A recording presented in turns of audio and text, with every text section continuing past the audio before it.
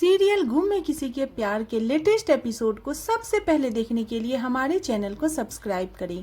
आज के एपिसोड की शुरुआत में जहां आजू बाबा और दादी काफ़ी ज़्यादा घबराई हुई रहती है, वहीं पे नील भी काफ़ी ज़्यादा टेंशन में रहता है।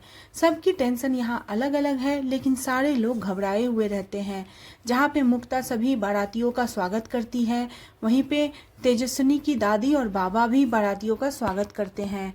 वहीं पे प्राची आके दादी को प्रणाम करती है और कहती है कि मैं जाके जूही से मिल लूं, लेकिन सभी लोग हड़बड़ा जाते हैं और कहते हैं नहीं नहीं, हमारे घर की प्रथा है कि पहले दुल्हन को कोई नहीं देखता। नील काफ़ी ज़्यादा इमोशनल होता है और मन में ये सोचते रहता है कि अब क्या होने वाला है, क्या मैं जूही से शादी करके खुश रह पाऊँगा। जहाँ पे दीपाली काफ़ी ज़्यादा परेशान रहती है, वहीं पे आजी उनको देख के भी हैरान रहती है और परेशान रहती है। लेकिन बारातियों के मन में ये ख्याल चल रहा है कि दुल्हन अभी तक क्यों नहीं मंडप में आई है। वहीं पे नंदिनी कहती है कि मैं देख के आऊँ, इतनी लेट क्यों हो रही है, लेकिन वहाँ पे दीपाली मना कर देती है, कहती है नहीं आ जाएगी, थोड़ा सा वेट कीजिए, क्योंकि आजकल की लड़कियों को तो पता ही है थोड़ा टाइम लगता है। तभी पंडित जी कहते हैं कि मुहूर्त निकला जा रहा है। वहीं पे प्राची भी कहती है कि मुझे भी वहिनी से मिलने का बहुत मन कर रहा है। नील काफ़ी ज़्यादा हैरान परेशान रहता है, नंदिनी भी परेशान हो जाती है, साथ में नील की चाची भी परेशान रहती है कि आखिर क्या बात है, दुल्हन अभी तक आ क्यों नहीं रही है। सभी लोग कह रहे हैं दुल्हन को बुलाओ, दुल्हन को बुलाओ, लेकिन दुल्हन तो आ ही नहीं रही है। वहीं पे तेजस्विनी अदिति को कहती है कि ताई बताओ ना, तुम्हें क्या पता है, तेजू जल्दी बताओ ना, जूही के बारे में क्या पता है। वहीं पे वो बहुत ज़्यादा इमोशनल हो जाती है अदिति और कुछ कह नहीं पाती है। यहाँ पे नंदिनी और प्राची फ़ोटो खींच रही होती है, तभी नील की चाची आके कहती है कि तुम लोग फ़ोटो ही खींचोगे या नील को लेके मंडप पे भी चलोगे। मंजरी भी परेशान रहती है, मंजरी मन में सोचते रहती है कि नील के मुताबिक नील की शादी नहीं हो रही है, ये प्रेशर में आके शादी कर रहा है। वहीं पे नील के बाबा आके ओमी से पूछते हैं कि क्या बात है, बारातियों का स्वागत करने के लिए भी सतीश नहीं आया और अभी भी सतीश यहाँ से गायब है। ये बात सुनते ही दादी, मुक्ता, लक्ष्मी सब लोग परेशान हो जाते हैं। इधर प्राजक्ता कहती है कि जल्दी से तेजस्विनी ताई आप तैयार हो जाओ, नहीं तो लेट हो जाएगी। लेकिन तेजस्विनी अदिति से पूछती है कि बताइए न ताई, क्या बात है, आखिर आपको जूही के बारे में क्या पता है।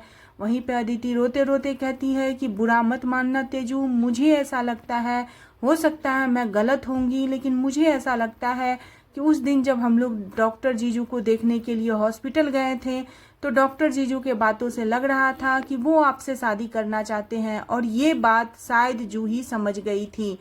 यहीं पे तेजस्विनी को नील की सारी बातें याद आती है कि नील ने क्या कहा था जूही के सामने तेजस्विनी से।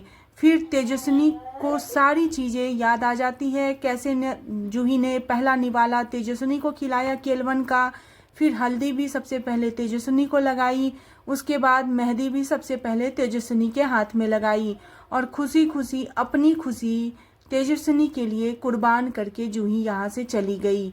वहीं पे तेजस्विनी काफ़ी ज़्यादा इमोशनल हो जाती है और कहती है मेरी एक बार जूही से बात करवा दो, मैं उसे समझाऊंगी कि जैसा वो सोच रही है वैसा कुछ भी नहीं है। नील मेरे से शादी करना नहीं चाहता है और ना ही मैं नील से शादी करना चाहती हूँ, लेकिन कोई उसकी बात सुनने को तैयार ही नहीं होता। इधर शादी की रस्में शुरू हो गई है और ओमी काफ़ी ज़्यादा परेशान होता है और वो बार बार सतीश को कॉल लगाता है कि जूही मिली कि नहीं, लेकिन सतीश का उधर से फ़ोन आता है कि जूही बस स्टैंड पे नहीं है और हम लोग रेलवे स्टेशन ढूंढने के लिए जा रहे हैं। परिवार वाले भी काफ़ी परेशान होते हैं और ओमी को अब यहाँ बारातियों को संभालना काफ़ी ज़्यादा मुश्किल होने वाला है, क्योंकि सारे बारातियाँ सिर्फ सतीश को ढूंढ रहे हैं और दुल्हन को मंडप पे लाने की जिद कर रहे हैं। वहीं पे सब कह रहे हैं कि मुहूर्त निकला जा रहा है और आप लोगों को जरा भी परेशानी नहीं है। नील भी ये चीज़ सुन के थोड़ा सा सदमे में रहता है कि आखिर बात क्या है।